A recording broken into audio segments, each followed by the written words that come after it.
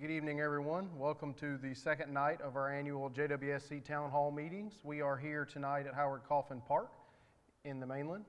So please come down to join us if you would like to see us in person and also look at some of the things we've got printed out for you to take a look at in bigger than what you can see here on the presentation. So our agenda for this evening, we're going to talk about some of the things we do in the big picture. In everybody's day-to-day life, we think about little accomplishments, but I consolidated all of those into some bigger numbers for us to kind of show you the scale and scope of what we do here at the Joint Water and Sewer Commission. Then we're going to talk about our recently completed and ongoing construction projects. We'll talk about the fiscal year 23 budget and the rates associated with those. We'll give a customer service update, and then we'll talk about some of the projects we plan on doing next year. So in the big picture, last year with our sewer cleaning crews, we cleaned 76.6 miles of gravity sewer lines. Now when I say clean, we actually take a truck and jet out the debris that falls out in the lines and then vac that material to the truck. Well, 76.6 miles doesn't really give us much of a reference point, but that is actually farther than it is from here to Savannah according to Google Maps. So you would get past Savannah before you ran out of pipe that we got clean last year. For a bit of a historical reference, 76.6 miles is roughly the length of Hadrian's Wall over in the United Kingdom, which, if you're a Game of Thrones fan, is also what they based the wall off of. We also televise lines. We inspect the inside to make sure what kind of shape they're in. So 42.4 miles of gravity sewer was televised. And that ratio makes sense because we clean pipe twice as frequently as we inspect it. So 42.4 miles of pipe is roughly 80% the length of the Panama Canal. And then while we were cleaning and televising those lines, we removed 405 tons of debris from our gravity sewers. Now, how does that debris get into the sewers and not make it all the way to the plant? Those can be sand and other fine grit that fall out that don't stay in suspension. And also some of the larger lines that are flat, at times the velocities get down a little bit and some of that material will settle out. So 405 tons is approximately the weight of 60 adult elephants.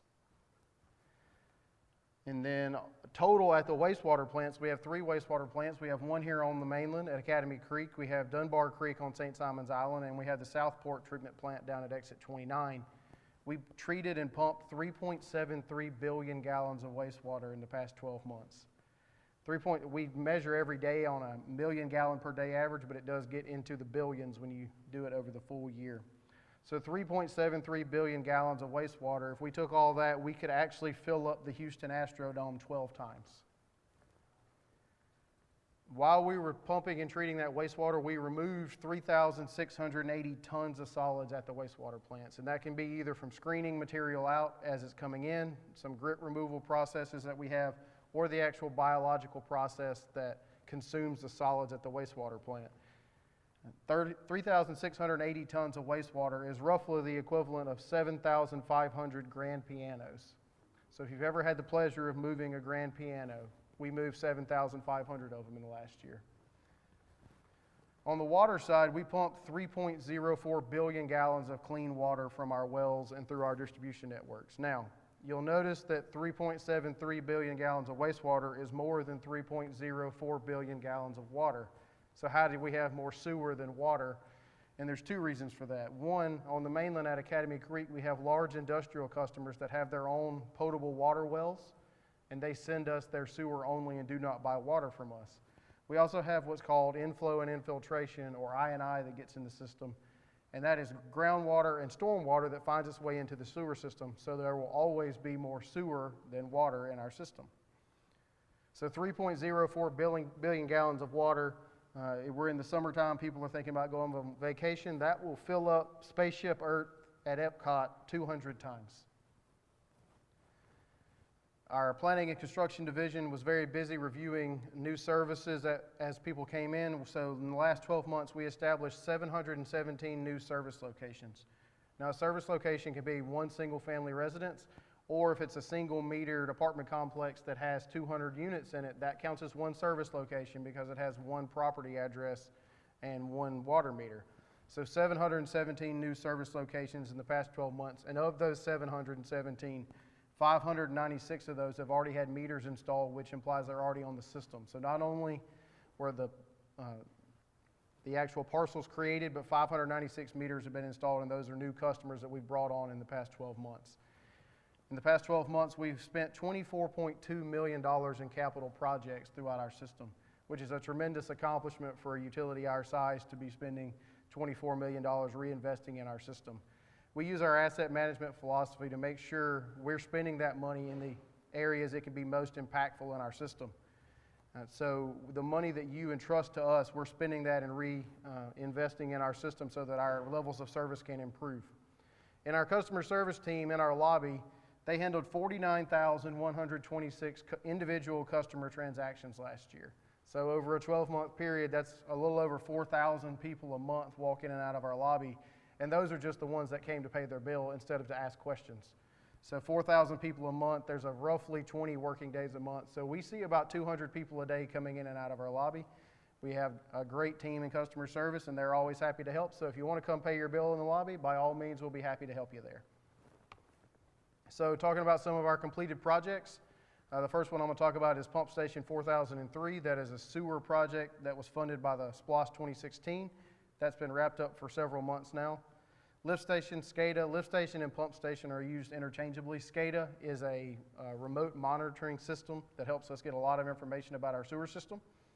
CPALM, CIPP. CIPP stands for Cured in Place Piping, and that is where we actually create a new pipe inside the old pipe without having to dig up the road. And then Magnolia Park Water Improvements is a joint project we did with the city of Brunswick. Joint Water and Sewer handled the water improvements, and the city is doing paving and drainage improvements in the neighborhood. The water improvements are completed, and the city is working to complete their portion of the project. So here's some photos from our 4003 project. This is located in the city of Brunswick, down at K Street in Newcastle. The left picture there is what the inside of that pump station looks like. Those blue circular things at the bottom are pumps that pump the flow when it collects in a wet well and pumps that to the wastewater plant, and it goes through those gray valves and piping underground. This station's 20 plus deep, 25 feet plus deep in the ground, so you're several sets of stairs to get down to the bottom of this. So you don't see any of these things when you're driving by, but a lot is going on inside. And on the right there, you actually see the building. We got a new roof put on that building, a new roll-up door, and then also in the very back, you see a white cylinder tower there. That's an odor control unit that we installed. That is a biological odor control unit, and it takes the air out of that wet well and actually treats that before it's being released to the open atmosphere. And those odor control units remove 99.9% of odor from the discharge stream there. On the far left of that picture, you actually see a concrete slab. That's the top of a brand new wet well that we installed. A wet well is where all the water collects before it's pumped. We do not pump continuously. We pump when the flows in the station require us to, so it collects in that wet well. That was installed to eliminate some bottlenecking that was occurring in the gravity system out in K Street, and so that system is now flowing much more effectively. Here's some photos of our Scada system. Scada, again, is a remote monitoring system. That left screenshot there is just one of the screens that we can get. There's about 40 stations on that screen. Every one of those numbers is a different pumping station. And it starts with a 4, so that means it's on the mainland. And of those 40, you see that 5 of them are actually pumping at the moment. Those ones that are lit up in white are pumping. These use high-performance graphics so that you can immediately see what's going on. You don't have to try to find a legend to find out what's going and what's not. So not only do we see which stations are pumping, but you can see in the little smaller rectangles inside those are the individual pumps, and we know which pumps are running and which pumps are not. Now we have about 160 stations, 163 stations in our system, so I couldn't get them all in one screenshot, so that's just a snapshot of 40 of them that we have there. On the right, that is the wiring inside those electrical panels that do the Scada. There's a lot of contactors and relays in there and smart equipment that makes all this stuff work, and we get a lot of great information about what's running, how often it's running, and also some information about flow rates and things of that nature that allow us to diagnose problems before they become actual problems for our customers. Here's some photos from the CPALM's West CIPP job that we did. CIPP, remember, is cured in place piping. So on the left, that's what that pipe looked like before we did any work to it. And you see all that water bubbling up. That is actually groundwater that is boiling up in the bottom of that pipe and is continuous. This pipe is 17 or 18 feet deep, and even in the driest parts of the year, the water table in Glynn County is never that deep in that part of Brunswick-Glynn counties, so that was continuously coming into that one section of pipe. Now we did 20 plus segments in that neighborhood. Not all of them looked like that, but several of them did. So on the right, when they put the liner in there, they essentially take a sock that's got resin on it and they fill it with water and it presses against the inside of the pipe. And you create a brand new pipe inside the old pipe, and all it uses the old pipe for is for the shape. It doesn't need it for structure or anything. But you see, there's no boiling water coming up in the bottom of that pipe anymore. So that was consuming capacity in our system. So we get that out, no longer have to pump it, which saves us pumping cost and also reduces the loading at the wastewater facility. You do see some water in there, but that's actually, you can see the jetter hose in the back there. That's the residual from the jetter going through to actually clean the line. And here we have some photos from the Magnolia Park installation. If you see on the left, you see the blue pipe. If you see blue pipe, it is water pipe. If you see green pipe, it is sewer pipe. And if you see black pipe, it has a stripe on it that is either blue or green. So the blue pipe going in the water, we replaced every water line in the Magnolia Park neighborhood. Again, this is a joint project with the city, and the city is doing the storm drains and repaving. But on the right there, those are the engineered drawings, and I put those on there because you can see they're highlighted in some areas, and if you look closely, you can see some red marks and things on there. That's the contractor actually, during the process, making notes on the plans. Everything we do is underground, and we don't always know exactly what things look like before we start the project. So when they get out there to install, they have to make little adjustments. We ask our contractors to actually document every one of those adjustments, so when the project is over, we can keep those records in our GIS system, and in the future, we do know exactly what's going on with all these projects. So ongoing projects, all of those have been completed. We completed a few more, but those were ones I wanted to highlight, and we have several ongoing projects, and the four I want to highlight here are the Academy Creek WPCF is Water Pollution Control Facility, is another name for a wastewater plant. That's been in a rehab since December of 2020 and very near completion. The SPLOST North Mainland Phase 3 project has been going on for about a year now and is getting very close to completion as well. Meter replacements, we're doing a county-wide meter replacement project. And then ARCO area water and sewer extensions is a major project we just kicked off in the last month. So if you were at these meetings last year, I showed you pictures of the Academy Creek project where you saw a lot of steel tied together and a lot of forms being put up. Well, we've now created concrete structures from those forms. So there on the left, that is the new Tertiary Filtration building at Academy Creek. And what is a tertiary filter? Well, that's what's going on the right. That's the inside of what that tank looks like. The flow comes in the very back of the picture there and comes over those weirs and comes towards you on the screen. And those actually flow through cylinders that have cloth media on them, and the water flows through and the solids stick to the cloth media. And the best thing I can tell you about the cloth media to kind of give you a visual image is it kind of looks like 70s shag carpet. And it's bright blue, so it definitely would have fit in well in the 70s. So we're getting great impact from these filters. They've been online about 3 months. Previously, we were always in compliance with our solids leaving the facility, but previously we would average 6 to 8 parts per million solids leaving the effluent there at Academy Creek. With these filters online now, we're down to 2 or 3 parts per million. So the cumulative impact of that going forward is going to be huge for our natural resources. Another new structure there on the left is a new splitter box. It's not near as fancy as the filters. Basically, water goes in and gates tell it which way to go, and it goes to the next part downstream. But the interesting thing here is that white pipe coming out of the top. The one on the bottom is actually flow coming into the structure, but the smaller white pipe coming out of the top and going away from the screen to that gray cylinder in the back, which is enlarged on the right there, is actually odor control piping. We're installing odor control at Academy Creek. For a frame of reference, the one that we showed you at the pump station earlier is about 16 feet tall. The one here at Academy Creek is over 30 feet tall. So that has not actually been brought online yet. It's been installed, but we've got to get a few more implements put in place to cover up the area so we can draft that air out. But that will flow through there, and again, that'll remove 99.9% of the odors. Inevitably, if you've driven down Newcastle, you have smelled the wastewater plant from time to time, so our hope is that that will no longer be an issue, hopefully by the 4th of July. And then if anything does get through, that 0.1% of odors that's getting through there, that smaller cube at the bottom there is actually a carbon polishing filter. It's got activated carbon in there, and the gases actually will absorb onto that carbon as well if we do have some breakthrough odors. And now here's some recent photos of the SPLOST North Mainland Phase 3. This project actually reroutes the flow from Harry Driggers down Harry Driggers and Canal off to Ogden Road and down by the canal.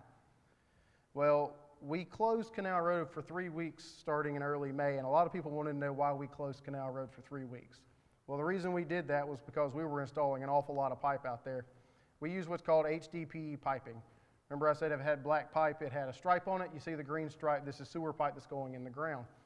HDPE piping does not have joints in it. What you actually do is they heat the pipe up and melt it and fusion weld the pipe together so that there's no joints remaining in the pipe. Well, you see there on the left, we had a lot of pipe that had to be glued, fused together and strung out before we could actually put it in the ground. So what they do is actually drill a hole in the ground and pull the pipe in behind them to drill the hole, and we don't have to dig up the ground to get it done. So with that much pipe, there's no way to string that much pipe out on Canal Road and install it and make sure that there's traffic availability at the time. So we appreciate the community working with us for those 3 weeks so we could get that done. The contractors are working currently on Ogden, and that's expected to be completed before the end of June, or at least substantially complete so that the flow is going in the new pipe by the end of June. Talked about water meters. We're changing out every water meter in our system. So how many is that? We're changing out 31,500 water meters. On the left, that's what the new water meter looks like. Brass body on the bottom, flow goes through, and then that turns the disc. And then at the top, you see a black register, and what that is recording the flow going through your meter. And there's a black cable coming off of that goes to an antenna. Our new meters are what's called AMI meters, which means we don't have to go out to read your meter anymore once it gets installed. It transmits data to us every single day about what your flow is going through your meter. Not only does it transmit to us every day, but we can give you meter readings down to the hour level, and so we can know when you're using water. So why is that important? Sometimes you might get a high bill and you can't figure out how you're using that much water.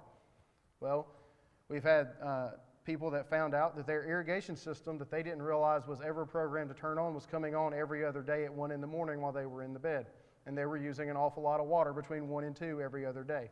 We've also found people that had small leaks that were not visible to them yet, and they were losing 3 or 4 gallons of water an hour. 3 or 4 gallons of water an hour doesn't sound like a lot of water, but continuously for 30 days can really impact your bill at the end of the month.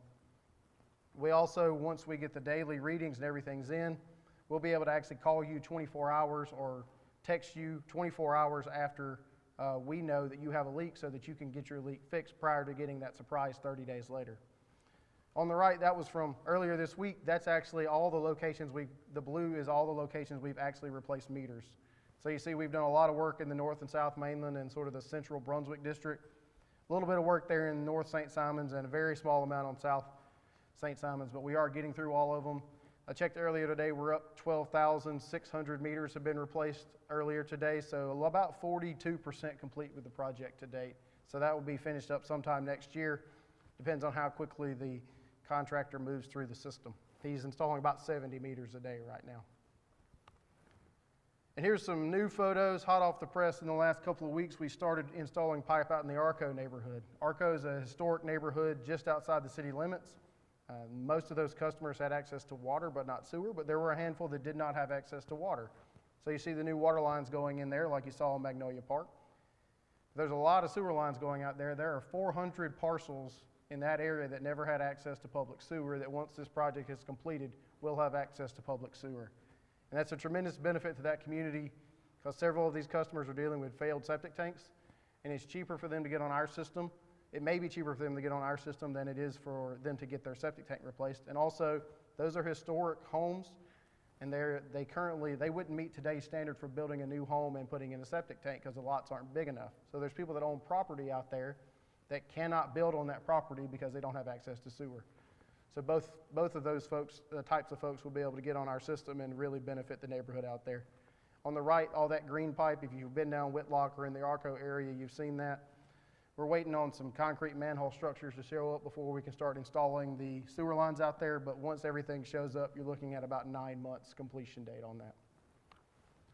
So let's talk about the budget, which is ultimately why we hold these town hall meetings. Our overall budget for next year, fiscal year 23 starts July 1st, is $34.4 million.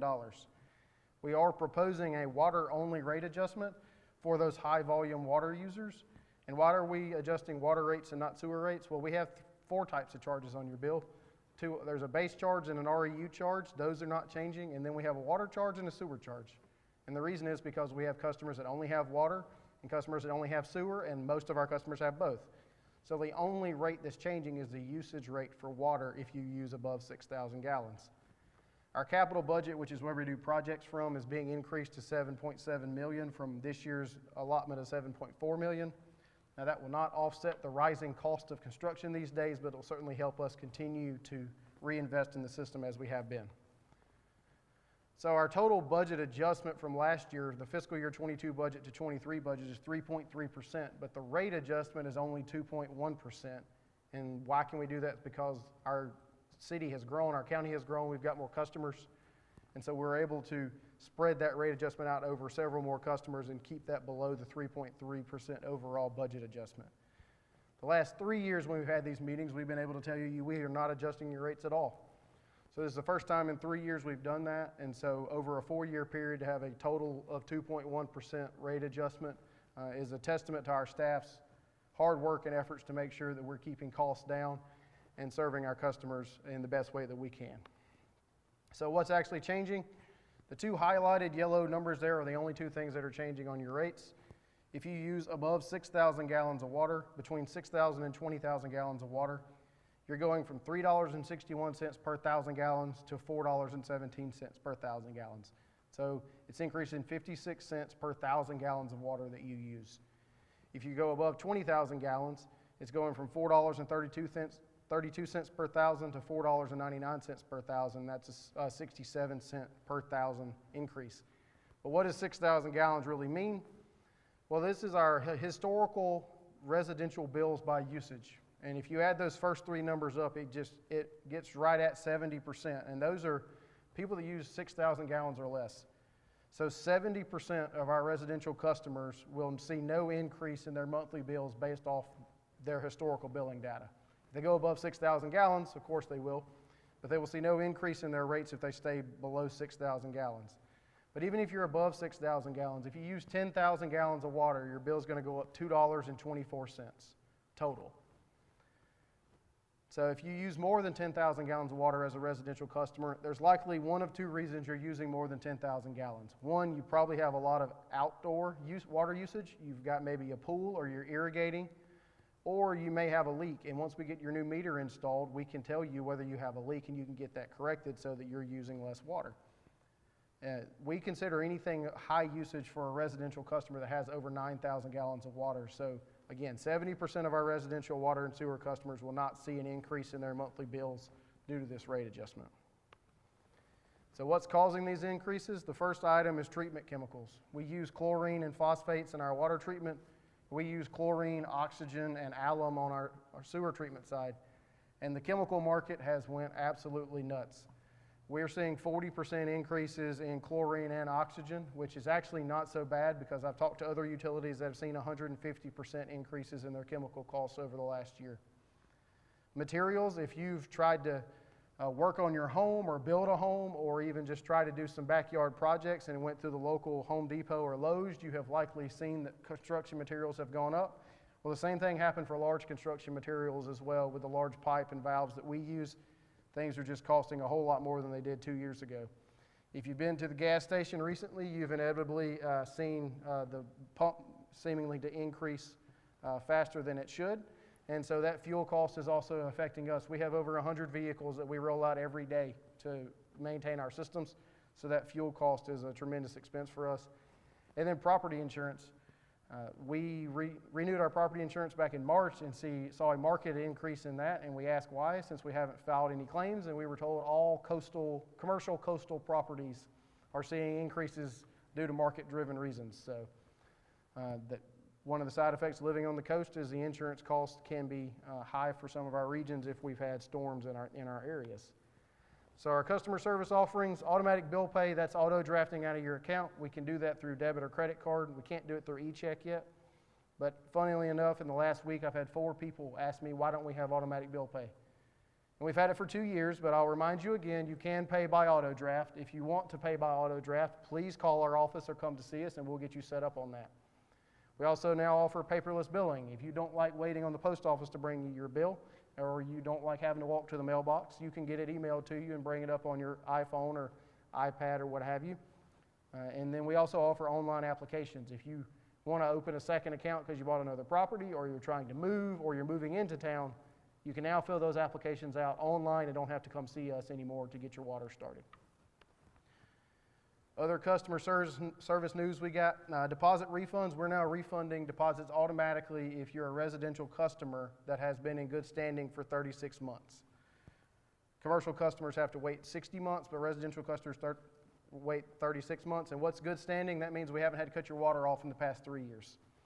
And once you get to that 36-month mark, we're going to refund your deposit. It's already been going on for several months now, and we've had people that have been very pleased to see that they've had a negative balance for a couple of months because they got their $100 deposit refunded. The LIWAP program is a low-income housing water assistance program that's administered through the Community Action Authority and is actually federally funded. We've had 550 customers that have been helped for a total of $241,954 through that LIWAP program. This has helped people pay off past due water bills from years ago that they've accumulated and they've been on payment arrangements, and also gives them a little bit of money to put forward future bills. So if you are having problems paying your water bill, please reach out to Coastal Georgia Community Action Authority and ask about their LIWAP program. This program has been very successful, and we're very glad that the federal government decided to start this for us. And then text message notifications about service disconnection. You can opt in to our service where if you want a reminder that your bill is due, we'll send you a text message that say, hey, your bill's due on Friday. And if you get to Friday and you haven't paid your bill, we'll send you another text message that says, hey, you forgot to pay your bill and we're going to cut your water off. So please come pay your bill. So nobody wants to get their water turned off, and so sign up for text message notifications so you get multiple chances, not just the bill coming in the mail and getting stuck on the counter for the next 20 days. And now some projects. I won't go through every project here, but what I will say is the left there, those blue stars are everywhere we have a current or planned water capital project in our area in the next year. The green stars on the right are everywhere we have a current or planned sewer project in Glynn County. So without going through every single project, you can see we are working literally everywhere in Glynn County right now. We have projects in the city of Brunswick, in the South Mainland, in the North Mainland, and all across St. Simons. We're going after the areas of our system that need it the most, and we're making tremendous progress.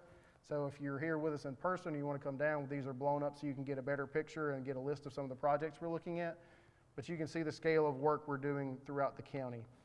And with that, there's my contact information, phone and email. Please reach out if you have a question or concern. I'll be happy to get back with you. And with that, I will open it up for any questions we might have.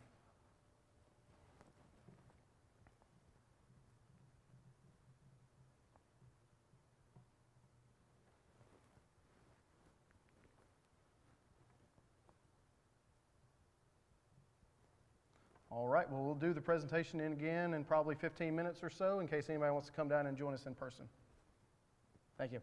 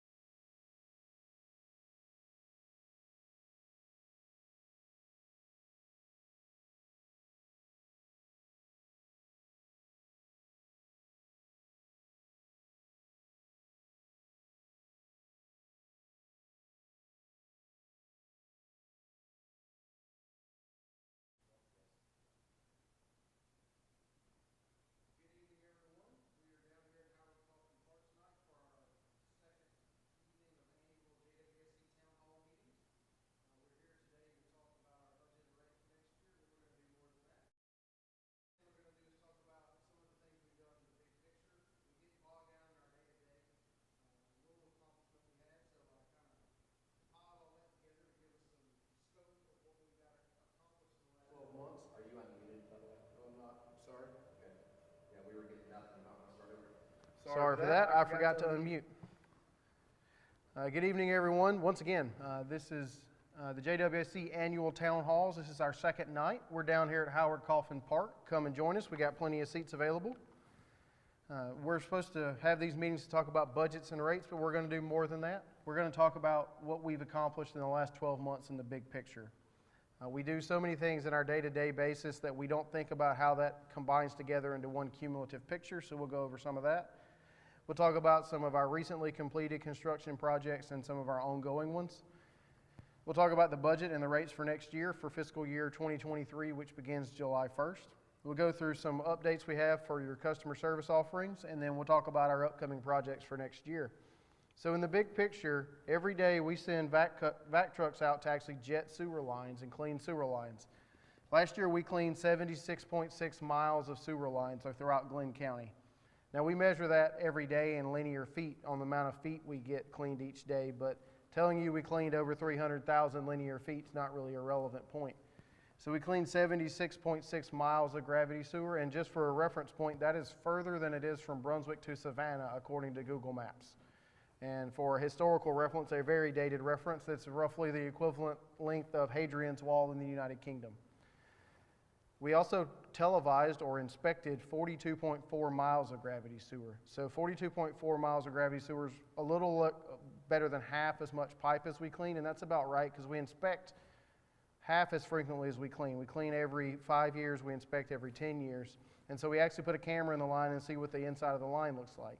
So we cameraed 42.4 miles of pipe, which is approximately 80% the length of the Panama Canal.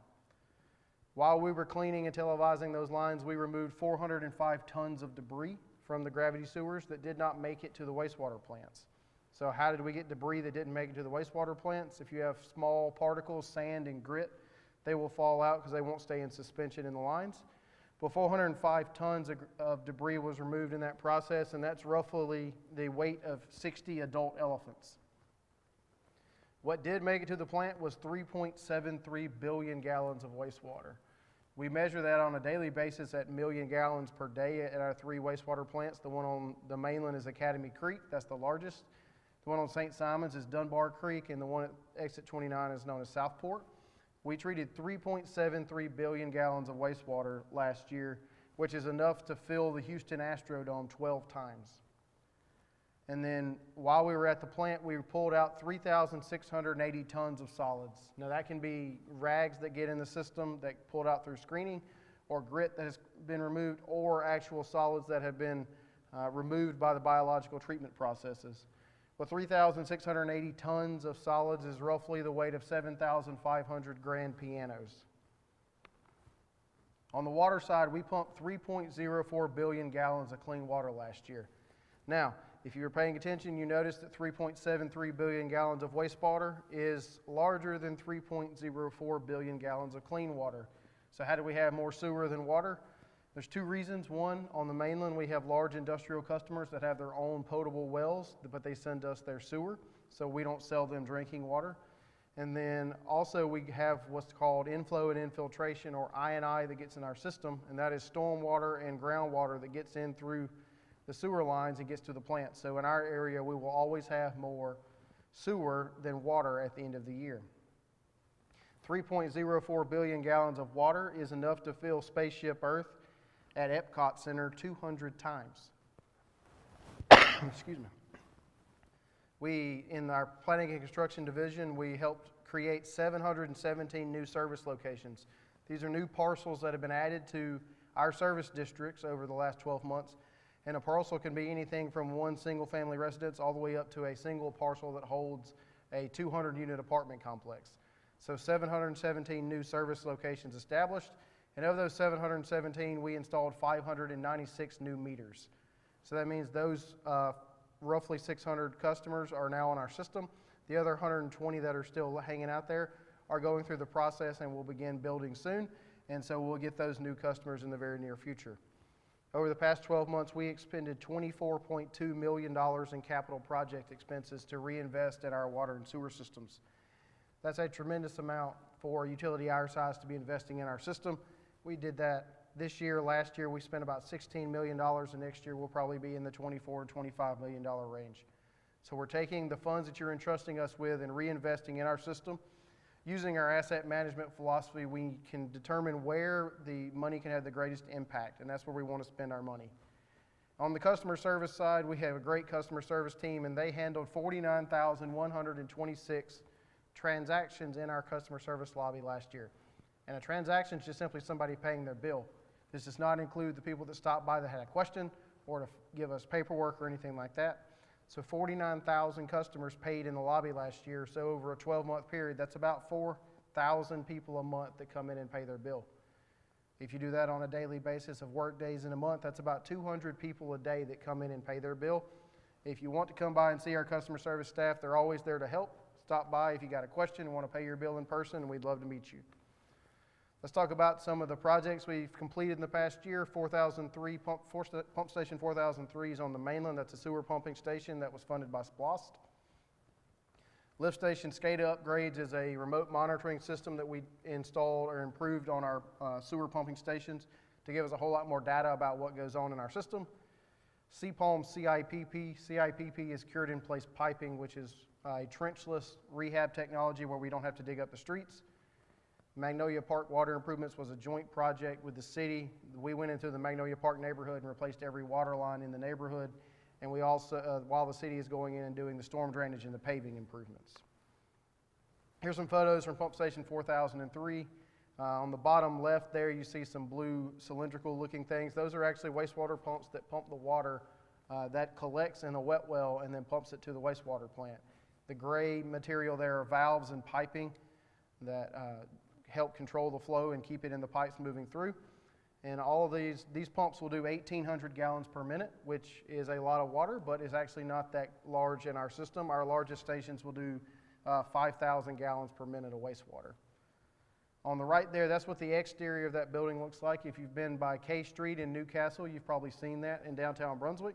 There's a block building there that's been there for several decades. We put a new roof, put some new roll-up door, and also some new concrete around there, new stone in the interior of the fencing there.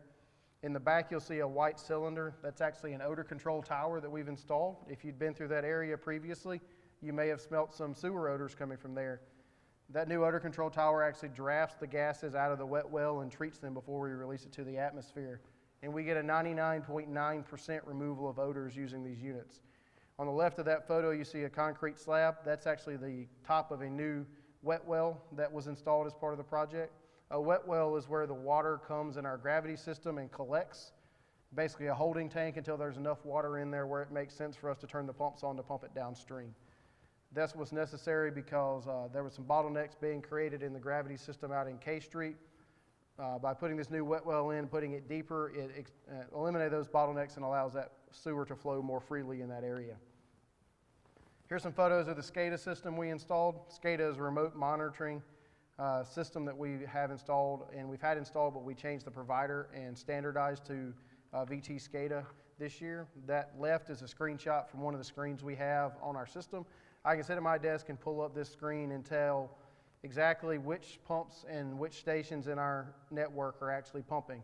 So they use high performance graphics so that if you just walk into the room, you immediately know what's going on. Everything in white there is actually pumping, and then the black ones are not pumping because we don't pump continuously. Remember, we wait till we collect enough water to turn the pumps on. So there I know out of those 40 stations that there's 5 of them that are currently running, and at those 5 stations, there's 5 pumps that are running. We turn 1 pump on at a time unless we are required to turn more on because of the flow rate. So all in all, we have 160 stations, 63 stations in our system, so there's only 40 of them there, but you can kind of see the scale of what we're talking about. We also get a lot of data there about how pumping trends are going and how long things are having to take to pump down, and that can tell us where we may be having problems in our system before it's noticeable to anyone else, and we can get that fixed, usually more cost effectively on the front end than after we have an issue. On the right, that's what the interior of one of the new Scada panels look like. The exterior is just simply a metal box, not much to look at, but the interior, you see a lot of wires and little devices in there. Those are contactors and relays and other smart devices that transmit data from what's going on at the station to the computer system that can be pulled up on our iPhones or our Androids or also at our computers And these are helpful, one, for that diagnostic we were talking about earlier about noticing problems before we get there. But this is helpful for our staff that is on call so they can pull up and look at the station and see what's going on if they get an alarm. And they can make that determination based off of their best professional judgment of whether they need to come in that night or if they can go back to bed at 2 in the morning when the phone rings for them. Here we have some before and after photos from the Sea Palms West cured-in-place piping rehab job. Cured-in-place piping creates a brand new pipe inside the old pipe without having to dig up the street. On the left, that's what that pipe looked like before we did the rehab, and there's a lot of water bubbling up there, and that's actually groundwater that's coming into the system continuously. It's taking up capacity in our system, and it's also costing us money to pump that water through the wastewater plant and the collection system. So on the right, we put a bag in there and that's got resin in it. We fill it with hot water, and it presses against the inside of the pipe, and it actually cures into a brand new pipe. So it cures in place. And so you see there's no more water coming in there. There is a little residual water coming on that photo, and that's from that jetter hose that just went through cleaning the pipe.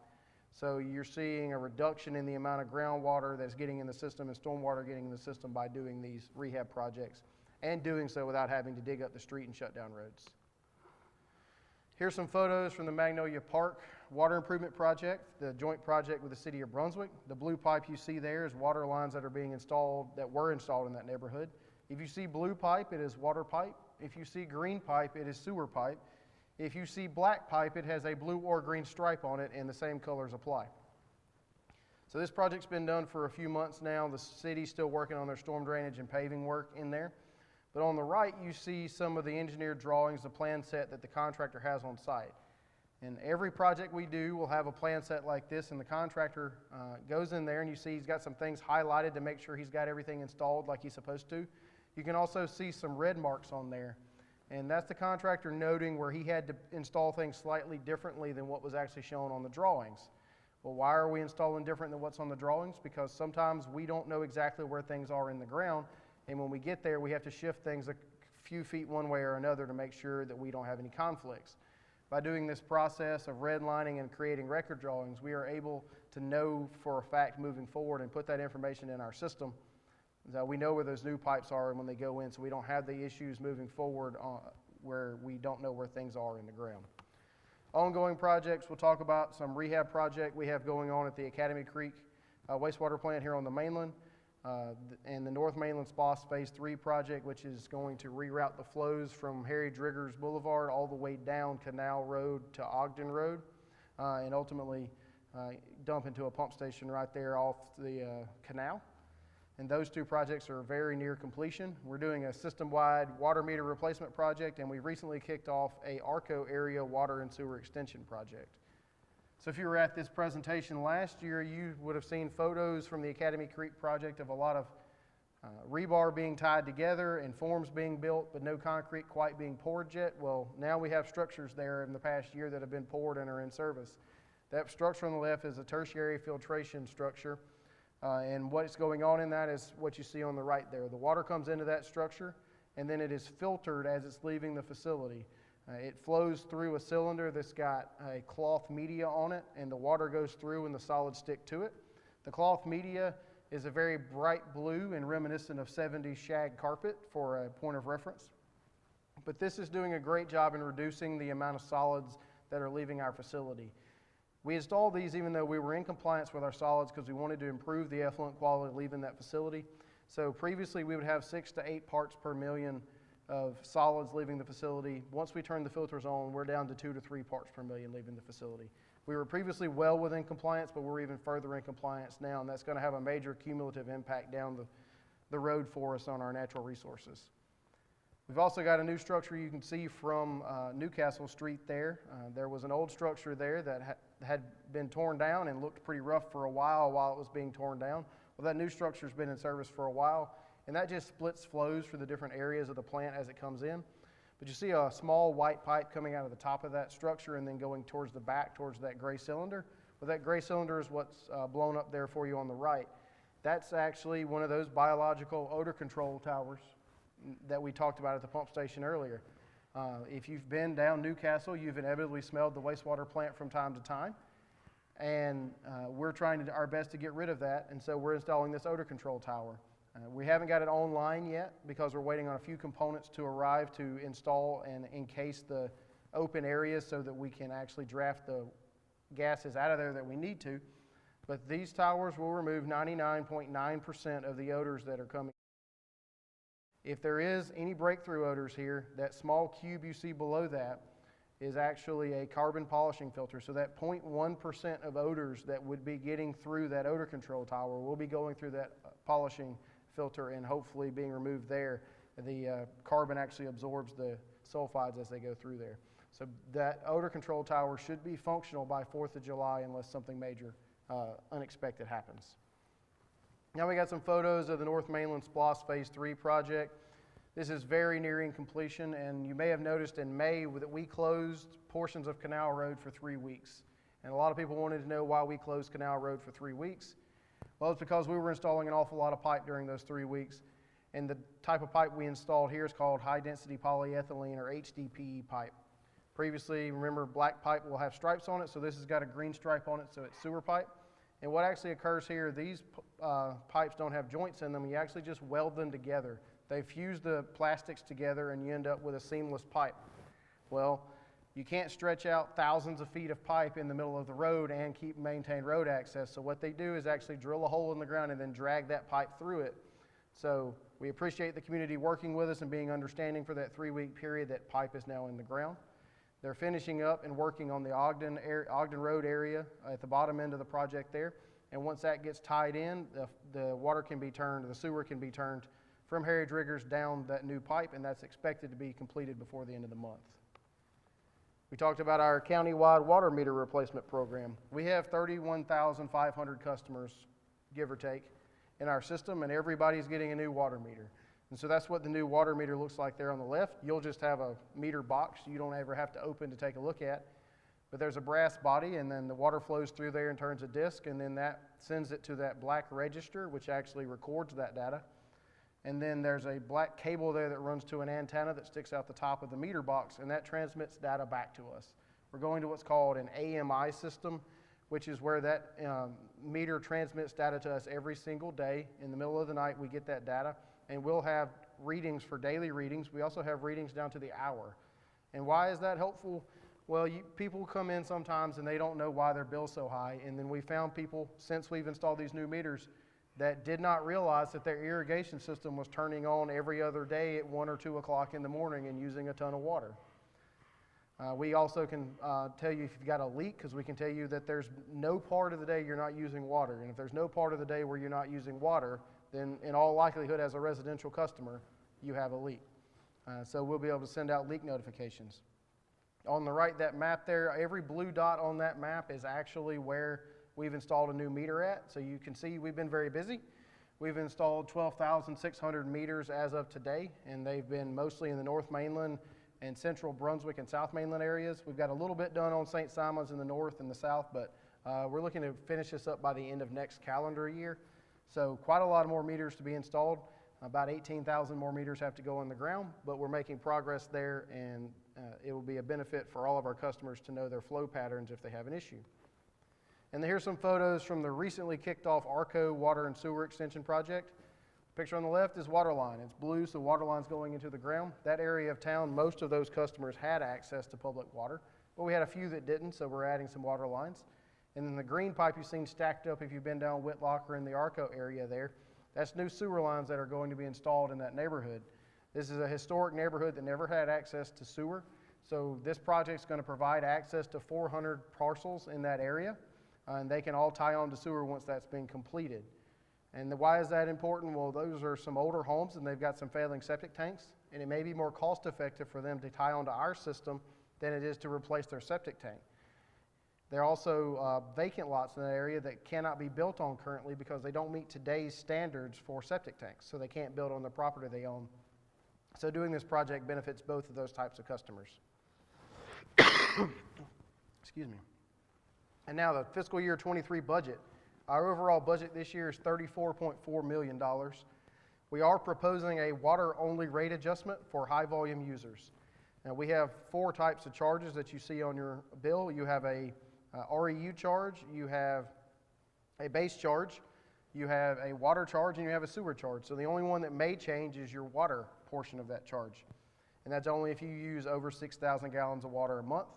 And where our capital budget is increasing to $7.7 million, which is where we do projects from so that we can keep the investment in our system going. So our 2023 budget's actually 3.3% higher than last year's budget, but the rate adjustment is only 2.1% across the board. 2.1% obviously being less than 3.3, so that gap is made up by the growth we've seen in our system. We've got more customers than we had in the last year or two, and that has enabled us to not have to raise rates as much as we would have to meet this budget. I will note that the last 3 years we've had these meetings, I've been able to tell you we have not had to adjust our rates. So we are having to do that this year due to the rising cost, but 2.1% total over a 4-year period. We're doing, our staff is working very, very hard to make sure that we keep our costs down, and we're providing service to you that is in the most economical way we can. Our water rate adjustment that we're talking about are the two in yellow there. Those are the only two things that are changing. If you use more than 6,000 gallons of water a month, the portion of your bill that is over 6,000 gallons is going from $3.61 per 1,000 gallons to $4.17 per 1,000 gallons, up to 20,000 gallons of usage. If you're over 20,000 gallons, the portion of your bill over 20,000 gallons is going from $4.32 per 1,000 gallons to $4.99 per 1,000 gallons. So if you, that per 1,000 gallon charge between 6 and 20,000 is going up 56 cents per 1,000 gallons of water. If you're over 20,000, it's going up 67 cents per 1,000 gallons of water. But that's not your entire bill. That's just the portions that are above that. So as you go up through the blocks, you get charged the rate for the block at the time of usage. So what does that mean for our residential customers? Well, here's the historical usage volumes on every one of our bills, and approximately 70%, those first three numbers you see there, of our residential water and sewer customers will see no increase in their monthly bills because they use less than 6,000 gallons of water a month. Even if you use more than 6,000 gallons of water a month, for example, if you use 10,000 gallons of water a month, your bill will change $2.24 total for 10,000 gallons of water a month. Now, if you use more than 10,000 gallons in your residential customer, there's likely 2 or 3 reasons. The 2 most likely reasons that would be occurring is you have a lot of outdoor water usage. You're either irrigating or you have a pool that you're constantly having to refill, or you may have a leak. And once we get the new meter to your address, we can tell you if you have a leak, or you can call us and we can walk you through how to check currently if you have a leak in your system.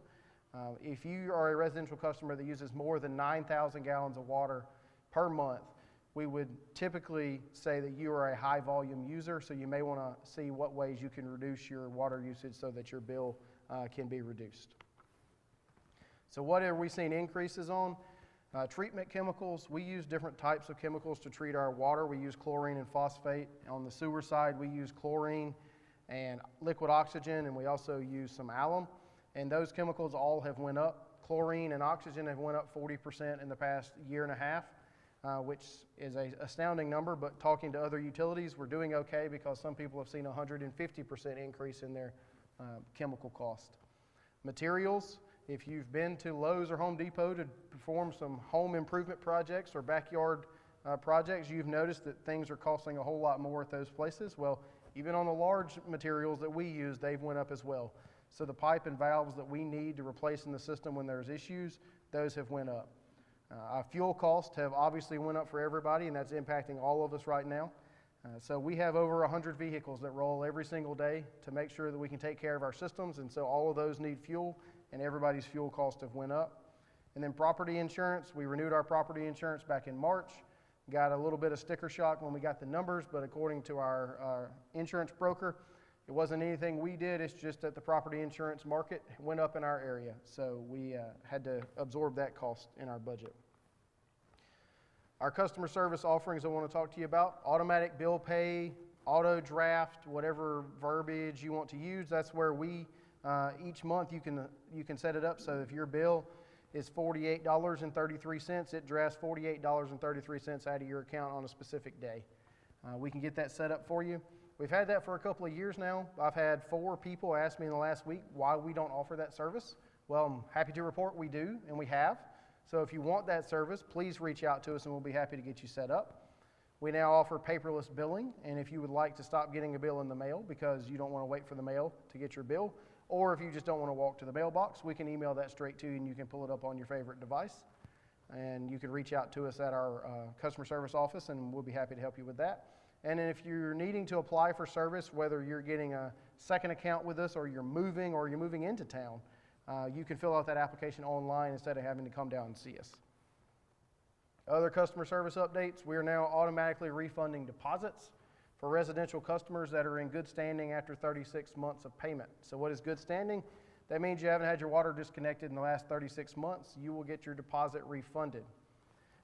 If you're a commercial customer, it's a 60-month barrier for that, but for a residential customer, it's 36 months, and this has been going on for several months now. So you may have noticed that credit showing up on your bill. We've had some customers that have been very pleased to get their $100 deposit refunded, and then they notice they have a credit on their account for 2 or 3 months worth of water usage, depending on their volume of usage. The LIWAP program is the Low Income Housing Water Assistance Program that was created by the federal government at the end of last year. We started this program around the first of the year, and since then, through the help of the Coastal Georgia Community Action Authority, we've been able to help 550 customers for a total of $241,954. That has helped customers pay off past due bills and also given them some credit on their account for future bills as well. So if you are struggling to pay your water bill right now, please reach out to Coastal Georgia Community Action Authority. This is federally funded, so it's first come, first served basis until the money runs out. So please go down there and check and see if we can help you out with that. And then text message notifications about service disconnections. This is a service you can opt into where if you need a reminder to pay your bill, we'll send you a text message that your bill is due. And if you forget to pay your bill, we'll send you a text message that says, pretty please pay your bill or we're going to disconnect your water. So if you are worried about forgetting to pay your bill, please sign up for those text message notifications. So when you get your bill once a month and you don't leave it on the counter and forget about it, you'll get a reminder that, hey, your bill is due, and so you don't have to worry about your service being disconnected. And now we'll talk about some of our upcoming projects. And I won't go into specifics on all these projects, but I will note that every star you see on here, the blue stars are water and the green stars are sewer, is somewhere we have an active or planned capital project for the next 12 months. So you can see we're doing water and sewer projects everywhere in Glynn County. We've got projects on St. Simons, we've got projects in the city of Brunswick, South Mainland, and the North Mainland. So if you see our crews going out there, we're working on the system, trying to make it better for our customer base, and we're doing our level best to make sure we're spending those dollars in the best way that we know how. And with that, I'll open it up for any questions we may have. There's my contact info if you don't have any questions you want to ask now, but you want to ask me later. There's my phone number and email. Feel free to reach out, and I'll be happy to get in touch with you.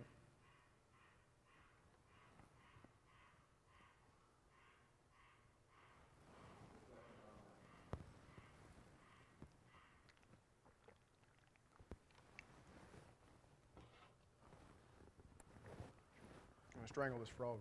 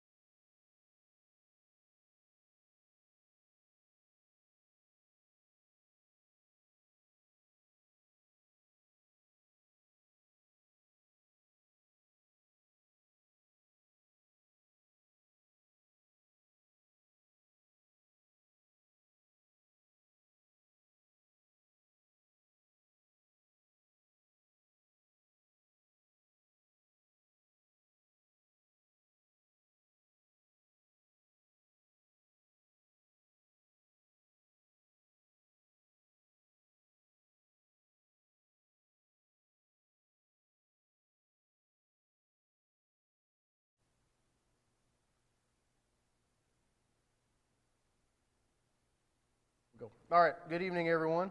My name is Andrew Burrows, and this is the annual JWSC Town Hall meetings. We are down here at Howard Coffin Park. This is the last time this year we'll be giving this presentation, so if you want to come see it in person, you better hurry. So every year we hold these town halls. We hold one last night on St. Simon's and today here on the Mainland to discuss our budget and rates for the next year. But that's not the only thing we're going to discuss. We're going to discuss some of our accomplishments in the big picture. We get focused so much on our day-to-day actions that we don't always know what kind of impact we're having cumulatively. And we're talking about our some recently completed construction projects and also some currently ongoing construction projects. We are going to talk about next year's budget and the rates to support that budget. We'll give you some updates we have from customer service, and then we'll finish up looking at where we're going to be doing some projects in the next year. So in the big picture, every day we send crews out to clean sewer pipe. They stick jetter hoses in the lines and jet debris out of the lines. Well, last year we cleaned 76.6 miles of gravity sewer. 76.6 miles is a distance that's actually further than Brunswick to Savannah, according to Google Maps. So you could get past Savannah with the amount of pipe that we cleaned last year. We also inspect pipe from the inside. We stick a camera down in there and what we call televising the pipe. We televise 42.4 miles of pipe. And that's a little better than half as much pipe as we clean, and that makes sense because we clean twice as frequently as we inspect the pipe. So 42.4 miles of pipe, for your reference, is roughly 80% the length of the Panama Canal. While we were cleaning and televising pipe, we removed 405 tons of debris from those lines that settled out and never made it to the wastewater plant. That can be fine particles that do not have enough velocity to stay in suspension, and they settle out in the line. So 405 tons is approximately the weight of 60 adult elephants. We had 3.73 billion gallons of wastewater make it to our wastewater facilities and then be pumped and treated. 3.73 billion gallons, that's through all three treatment plants. We have Academy Creek on the mainland, we have Dunbar Creek on the island, and we have Southport down at exit 29. 3.73 billion gallons of water is enough to fill the old Houston Astrodome 12 times. While we were treating that 3.73 billion gallons of water, we removed 3,680 tons of solids. That can be removed either through debris removal from the screening process or grit removal or the actual biological consumption of those solids by the bacteria. 3,680 tons of solids is approximately the weight of 7,500 grand pianos that were removed from the system. On the water side, we pumped 3.04 billion gallons of clean water last year. Now, 3.04 billion gallons is actually less than 3.73 billion gallons of wastewater. So how did we have more sewer than water? And there's two reasons for that. One, on the mainland, we have large industrial customers that send us their wastewater, but they have wells for their own domestic water use. And then we also get what's known as inflow or infiltration, groundwater or storm water that gets in our sewer lines and makes it to the plant. So in our area, we will always have more sewer than water at our wastewater facilities. So 3.04 billion gallons of clean water is enough to fill Spaceship Earth at Epcot Center 200 times. Our planning and construction group has been busy getting new people on the system and going through projects, private development projects to get people on the system. Right now, in the last 12 months, we've had 717 new service locations established on our system. And a service location is simply a parcel, and that can have anywhere from one single-family residence on some parcels all the way up to an apartment complex, maybe one single parcel. They may have 200 units on it. So 717 new service locations. And of those 717, 596 of them had new meters installed. So roughly 600 new meters installed. That's new accounts that have been brought into the system, and those people are paying monthly bills now. The other 120 roughly service locations that don't have meters just means nothing's been built on that service location yet. But down the road, they will be customers of us as well. $24.2 million in capital project work completed in the last 12 months. So that's over $2 million a month we've spent on capital projects, and that's where we reinvest and rehab our systems. We're making a concerted effort to go through our systems, spend the money where it can have the greatest impact, and make sure we're going through the systems and keeping them up to standards. That's a tremendous amount of work for a utility our size, but it's paying dividends out in the system as we are seeing less failures. And our customer service team, they're at the office all day. They do a great job. This year they handled 49,126 individual transactions in the lobby. And a transaction is just simply somebody paying their bill in the lobby, but they also have customers come by to ask questions, give them paperwork, new applications for service, and those aren't included in that. So that's 49,000 people paying their bill in the lobby, which is about 4,000 people a month, or roughly 200 people per day that the lobby is open that are coming in and out and paying their bills. We have a great customer service team. They'd love to help you out if you have a question. So come by our office at 1703 Gloucester, and we'll be happy to help you out. Some of the projects we completed in the last 12 months, there's actually more than these that have been completed, but I'm going to highlight these 4. Pump Station 4003 is a SPLOST project to rehab a pump station in the city of Brunswick. Lift Station SCADA, Lift Station, and Pump Station are used interchangeably mostly. So Lift Station SCADA is a data monitoring equipment that we installed on our pump station so that we get more information about our pump stations and know what's going on as it's happening. CPALM CIPP. CIPP is cured in place piping. That is a trenchless rehab technology where we create a new pipe inside the existing pipe and don't have to dig up the streets. And then Magnolia Park water improvements. We replaced all the water lines in the Magnolia Park neighborhood with a joint project with the city of Brunswick. The city's doing the storm drainage pipes and the paving in there, and we've completed the water improvements in that neighborhood. So these are some photos from Pump Station 4003. If you've been up Newcastle, right there at K Street, there's a block building with a black fence around it. That's Pump Station 4003. And that is one of the oldest pump stations we have in our system. That's been in service since 1964. On the left there you see some new pumps and piping and valves that got installed inside there. Those pumps will do 1,800 gallons per minute each.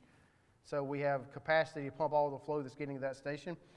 The flow from pretty much everything north of Gloucester up to, say, maybe L Street makes its way back to this pump station. And there you see the building on the right. We redid some parts of the building, put a new roof on there, new HVAC unit and exhaust. In the back, you see an odor control tower. And that white cylindrical object back there, that's a biological odor control tower, that actually drafts the gases out of the sewer system in that area and treats them before it's released to the atmosphere to remove odors. If you've been down K Street right there, sometimes you would have odor problems. Well, with that system in place, we should not be having odor problems there anymore. On the left side of that picture, you see a concrete slab. That's actually the new wet well that we installed. It's a concrete structure that was placed into the ground, and that's where all the sewer collects before it's pumped. We don't pump continuously. We pump when there's enough water in the station to make sense to actually turn on those pumps to run. But that also eliminated some bottlenecks we had out in K Street. That gravity system would back up at high flows because it was too flat and it didn't have enough fall to get down to the wet well. So putting in a new deeper wet well on the other side of the building allowed us to correct those issues we were having. Excuse me. Here's some photos from our Scada system. These are photos on the left there showing some of the data we're getting back. These are called high performance graphics, and so you see 40 rectangles on there. Those are all individual pumping stations that we have in our system. We have 163 pump stations, but those don't all fit on one screen, so here's 40 of them. The ones that are in black here are not pumping at the time the screenshot was taken. The ones that are in white are. So by pulling these screens up, we know which one of our pumps are running and which one are not. And again, we don't pump continuously, so it's helpful to know which ones are running at one time and not. On the right, you see some of the equipment that was installed in the electrical panels that we placed at all these stations. We did 138 of these. And those are relays and contactors and other smart devices that collect data about the station, and we can record how often a station is pumping, how much water it's pumping, if there's been any issues with intermittent power outages or anything like that, so that we know about problems before they become a major issue, and it can send alarms to us and let us know that they're causing problems. Well, these can be pulled up on our laptops or on our cell phones, and so this is really helpful for our guys that are on call all the time. They get an alarm in the middle of the night, woke up at 1:30 in the morning, they can check on their phone and say, hey, that's something that can wait till morning, instead of having to drive in, spend an hour at the office and then driving back for something that they could have handled at 8 o'clock in the morning when they got here. So it's a benefit to our staff, and it gives us a lot of information about how we're operating our system. Here's some photos from Sea Palms West. We did some CIPP work that cured in place piping. The left there is what the before photo looks like. You see a bunch of water boiling up in that pipe. That's actually groundwater that's forcing its way into the pipe due to a crack in the bottom of the pipe. That pipe's very deep. It sits in the water table, and there's so much pressure from the water table it actually forces its way in. On the right there, that white liner you see there, essentially we take a bag that's got resin in it and put it into the pipe. We fill it with water, and it presses against the inside of the host pipe, and then that resin cures, and we have a brand new pipe inside the old pipe. So we do this without having to dig up the street. It's quicker, it's more economical, and we can do this without having as much of an impact on our citizens. You see some water left in that pipe. That's just residual water from that jetter hose going through cleaning the pipe while we were cammering it. So all of that groundwater that was getting in, consuming the capacity in our system, and also increasing our pumping cost has been removed. Here's some photos from the Magnolia Park neighborhood installation. You see some blue pipe going in the ground there on that left photo. If you see blue pipe, it is water pipe in our system. If you see green pipe, it is sewer pipe. And if you see black pipe, that is a plastic pipe, a high-density polyethylene pipe, but it will have a blue or green stripe on it, and the same color coding applies. So we've got all the water lines replaced. You see the very boring picture there, just water lines going in the ground, but you can kind of see the new pipe we're putting in. And on the right there, you see some of the engineered drawings that the contractor keeps on site. We have engineers draw these improvements so that we know how to install them, and the contractor knows how to install them. So they'll go through and mark up these drawings as they're going through. They'll highlight and make sure they got everything done that we're supposed to get done. You can also see some red marks on there, and that's where they've had to adjust slightly from what's shown on the actual engineered drawings. Because when we start digging, we may find something's not where we thought it was, so we've got to shift things a few feet one way or another. So our contractors keeping up with these records allows us to actually take that information and put it in our system, so in the future, we know exactly where pipe is when we start digging. Some ongoing projects we want to talk about. Academy Creek, the wastewater plant on the mainland's been going under extensive rehab since December of 2020. The Sploss North Mainland Phase 3 project is to reroute flows from Harry Driggers down Canal Road and Ogden Drive to make it to a pump station on the backside of the canal. And those two projects are very near completion. We're doing a county-wide water meter replacement project, and we've recently kicked off water and sewer extensions into the Arco area.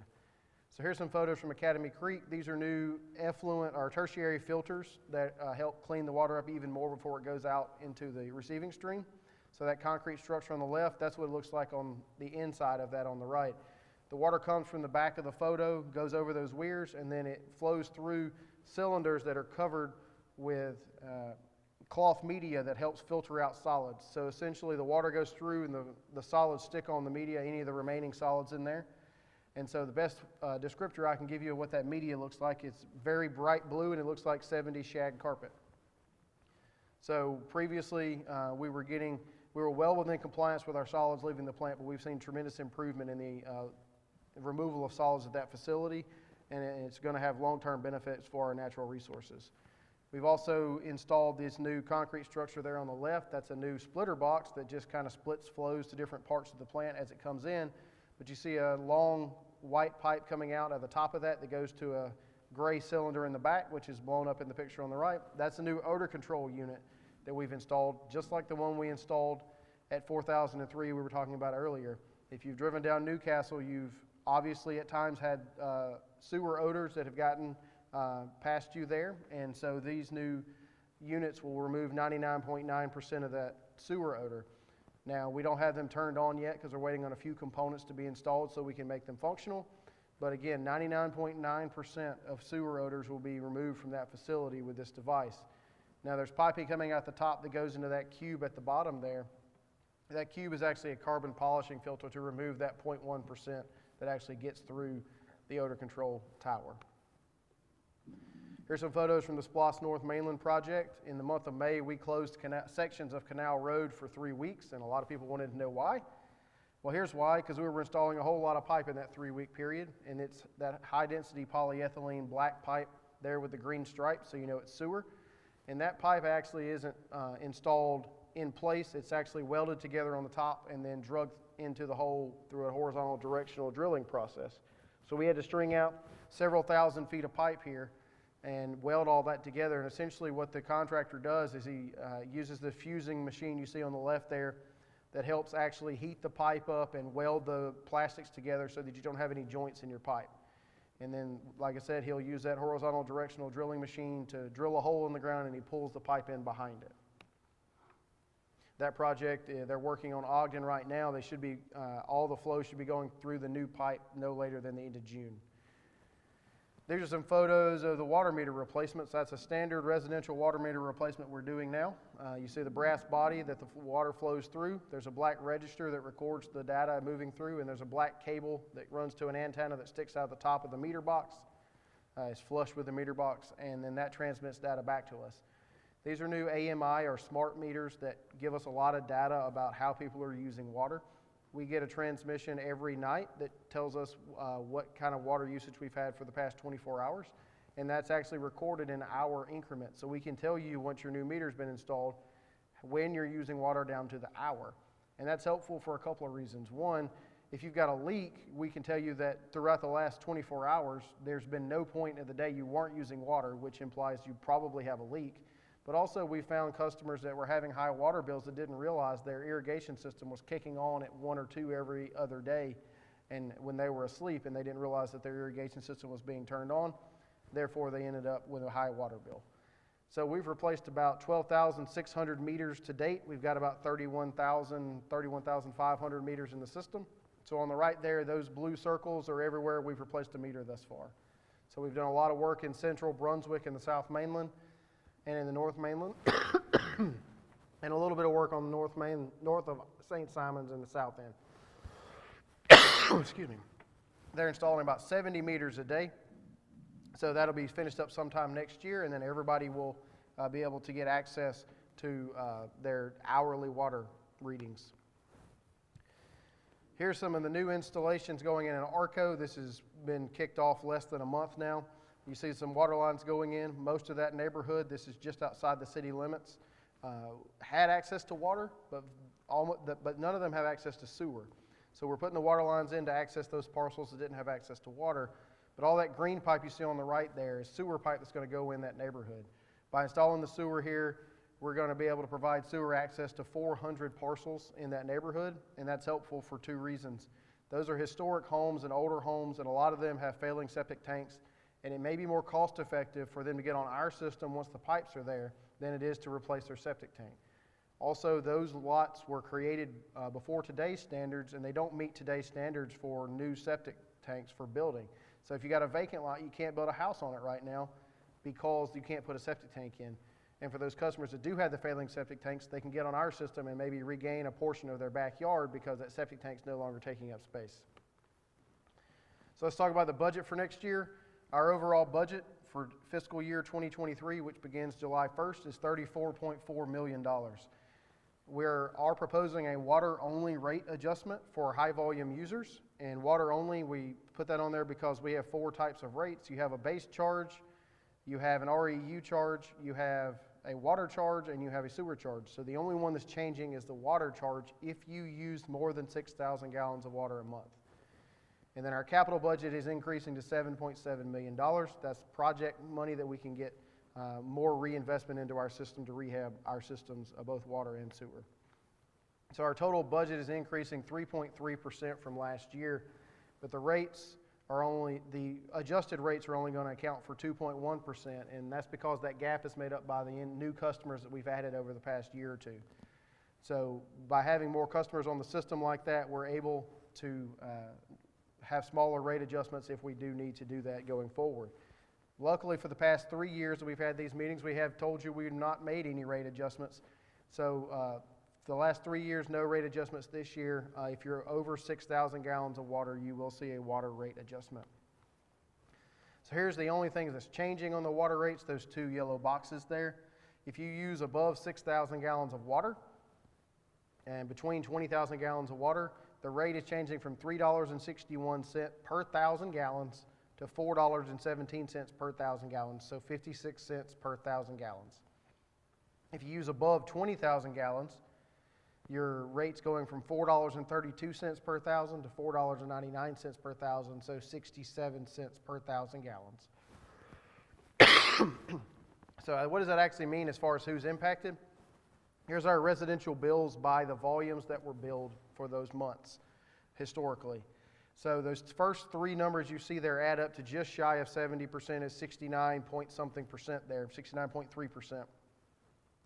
So 70% of residential water and sewer customers use less than 6,000 gallons of water a month, which means 70% of our water and sewer customers will not see an increase in their monthly bills based off this rate increase.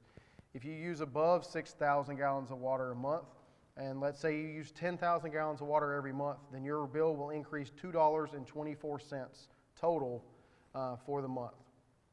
If you're using more than 10,000 gallons of water a month as a residential customer, you likely either have a lot of outdoor water usage because you're irrigating or you have a pool or something like that that's going on, or you may have a leak. And if your meter's been replaced, let us know and we can check to see if you've got a leak. But if you haven't had a new meter, we can walk you through the process of checking for a leak. If you use more than 9,000 gallons of water a month as a residential customer, we would deem that to be extremely high water usage for a residential customer. So why is our budget having to increase? We've seen major increases in a lot of items. Going to highlight four here. Treatment chemicals. We use chemicals to treat water and sewer, and some of our treatment chemicals have went up over 40% in the past year and a half on a rate basis, and that's a lot to absorb, but we're actually doing pretty well in that regard because I've talked to other water utilities that have seen 150% increases in treatment chemicals. Materials that we use to repair and replace things are going up, just like going to Lowe's or Home Depot and things are costing more. Going to buy large pipe and valves is costing more as well. Fuel, we've all been to gas stations recently and felt the crunch of the increased fuel cost, and that's impacting the utility as well, as we have over 100 vehicles that are driven daily to take care of our system, so that fuel cost went up drastically. And then randomly, a smaller item that just to point out, property insurance. We have property insurance on our structures and buildings, and we got hit with a pretty good increase in property insurance, not for anything we did, but simply because the insurance market has went up in our area for commercial property insurance. Our customer service offerings I want to highlight: automatic bill pay or auto draft. We can draft the exact amount of your bill out each month from a debit or credit card. We can't do that with e-check yet. E-check has to be done individually each time. But we've had this service for 2 years. We still have people ask about why don't we offer this service? Well, we do. If you want to have your bill auto drafted, let us know. Call us, come down to see us, and we'll be happy to get you set up. Paperless billing is now offered, and so if you want to get an email copy of your bill rather than getting a paper copy, reach out to our customer service group and we'll get you set up on that. And then if you do need to apply for service at a different location, you can do that online instead of having to come down to our office to do so. Other customer service options, we're now refunding deposits after 36 months of good standing with us for residential customers and 60 months for commercial customers. And what is someone in good standing? That means you haven't had your water disconnected in the last 36 months. So these refunds have been going out for a while. They show up as a credit on your bill. So if you get a bill one month and you see that your $100 deposit has been credited against your account, then you may not have to pay a water bill for the next month or two because you have a credit on your account. The LIWAP program is the Low Income Housing Water Assistance Program. It's a federal program that was started at the end of last year, and we've been using it since early January. This is being administered through the Coastal Georgia Community Action Authority. And through that program, we've been able to help 550 customers for a total of $241,954. That's more than $400 per customer on average that they've been able to receive through this program, which is federally funded. And it helps pay past due water bills and also gives some credit towards future water bills as well, depending on the financial situation. We now offer text message notifications about service disconnections. If you are concerned that you're going to forget to pay your water bill, you can opt into this service and we'll give you a text reminder that your bill is due. And if you do forget to pay your bill, we'll give you a text reminder that if you don't pay your bill, we're going to cut your water off today. So if you're concerned about that and don't want to forget about the bill laying on the counter, reach out to us and we'll get you set up for text message notifications. And here's two maps. I won't go into infinite detail on these, but the blue stars are water projects and the green stars are sewer projects. These are projects, capital projects, where we're doing either water or sewer currently or planned in the future, projects to rehab or extend our system. So you can see we're working all throughout the county. We've got projects at exit 29. We've got projects in the city of Brunswick. We've got projects all the way out at exit 42. And we've got projects on St. Simons. So if you see us working, we're out there investing in our system, improving our system for our customer base, and making sure we're doing it in the best way we can. So with that, there's my contact information. Please reach out if you have any questions. I'm available for questions here, but if you don't have any tonight and you want to reach out later, please let me know, and I'll be happy to get back in touch with you.